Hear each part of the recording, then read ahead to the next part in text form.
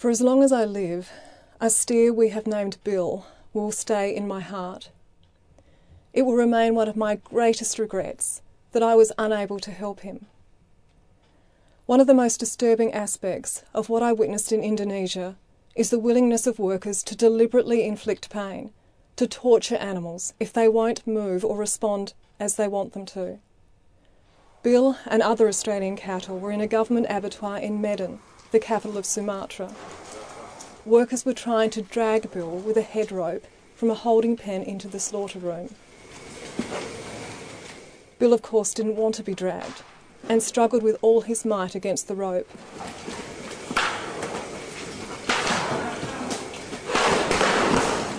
As a result, he fell on the slippery surface and broke his rear left leg. In a state of collapse, Bill should have been put out of his pain and misery then and there. But instead, over 25 minutes, workers tortured Bill to try to get him to his feet. Sadly, this included constantly eye-gouging him, violently kicking him in the face, breaking his tail,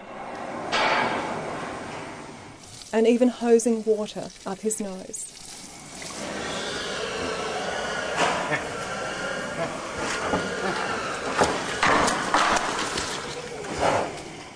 Eventually, they realised that Bill wasn't going to get up no matter how much pain they inflicted, and they slaughtered this poor animal in the pen.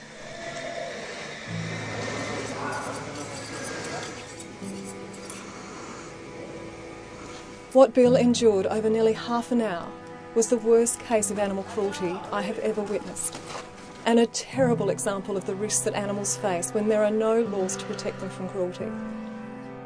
But my anger was not only directed at the workers. There was clear evidence that our live export industry had been to this facility and yet had still deemed it an acceptable destination for Australian animals. Their culpability and complicity in animal cruelty is undeniable, and they are equally responsible for every moment of terror and pain that Bill endured.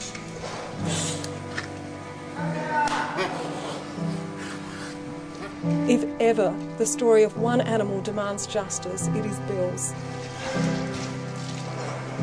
And the only way that he will receive it is if other animals are protected from similar cruelty by the federal government banning live animal export.